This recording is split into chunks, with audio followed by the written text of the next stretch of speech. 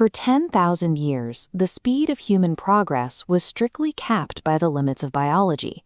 Generating power meant relying entirely on human muscle, beasts of burden, or the unpredictable forces of wind and water. By the early 18th century, Britain hit a resource wall. Centuries of aggressive logging had stripped the island of surface wood, forcing the population to dig underground and burn coal for heat and energy. This new coal economy quickly ran into a severe physical barrier. The deeper the miners dug, the shafts flooded with groundwater, threatening to stall the entire British economy. Hauling this water out by hand, or even with horse-drawn pulleys, was failing. The water was simply rising faster than muscle could lift it. Britain's economic survival now depended entirely on finding a way to bypass that biological limit and drain the mines. The solution came from inventors Thomas Newcomen and James Watt. This schematic shows their mechanism. By burning coal to boil water, they captured the expanding steam in a cylinder, using its pressure to push a heavy piston upward. The machine utilized the very coal it was pumping water to reach. This created a self-sustaining cycle of energy extraction. Watt's refined design meant the engine required a fraction of the fuel to perform massively heavier labor than previous iterations. As this iron piston fired, mechanical work was decoupled from living things. Production no longer required the constant input of calories. It ran on the stored energy of fossil fuels. This pump provided the template for a new kind of economy, one where the limits of human and animal strength could be bypassed entirely. Watt soon modified his stationary engine to produce rotary motion.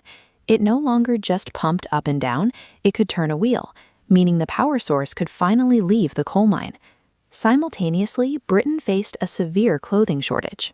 A booming population and newly extracted colonial wealth drove demand for textiles far past what the existing supply chain could handle. Cloth production was a painstaking process. Artisans worked on manual hand looms in their homes, tying up immense time to yield a single bolt of fabric. To meet the textile shortage, inventors centralized production. They moved the looms out of individual homes and into massive brick structures like Cromford mills. This chart tracks the immediate result. Hook a spinning machine to a steam engine, and the flatlining output of manual weavers suddenly spikes vertically. A single mechanized worker could produce 500 times the thread of their manual counterpart. This birthed the modern factory. Inside these walls, humans no longer dictated the pace of the work. They had to match the tireless, relentless rhythm of the machine.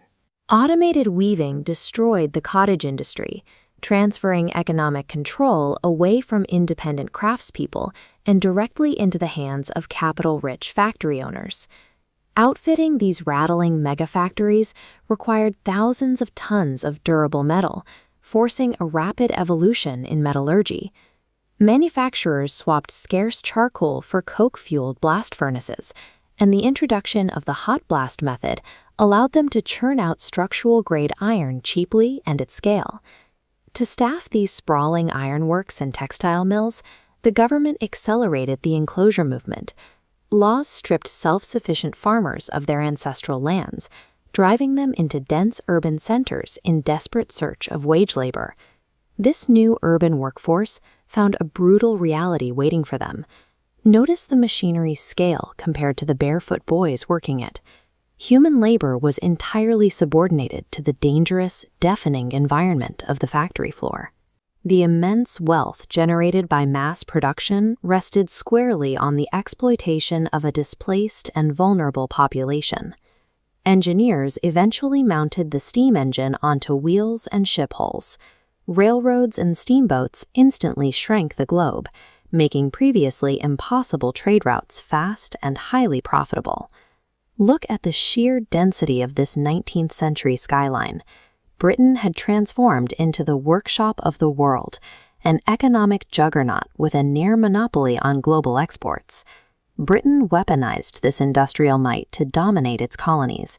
In India, they systematically dismantled traditional domestic manufacturing, reducing a once thriving economy into a captive market, forced to supply raw cotton for British mills. Mechanization had evolved from a domestic technological upgrade into an aggressive system of global economic control. But the blueprints for this level of output were too valuable to contain. and the technology inevitably leaked across borders. Rival nations, particularly Germany and the United States, initiated a second industrial revolution. As seen in this Bessemer converter, they innovated past early iron to forge a new era of heavy steel, electricity, and mass production. This global spread of technology launched a high-stakes geopolitical rivalry. Industrializing nations rapidly expanded their empires, hunting for the raw materials needed to feed their growing economies. This path, from steam power to the electric grid, and eventually to the microchip, is what built the world we live in today. The scale of energy we began extracting in those mines eventually allowed for modern global connectivity, but it also locked us into the environmental consequences of a carbon-based civilization. The Industrial Revolution acted as the origin point of the modern world.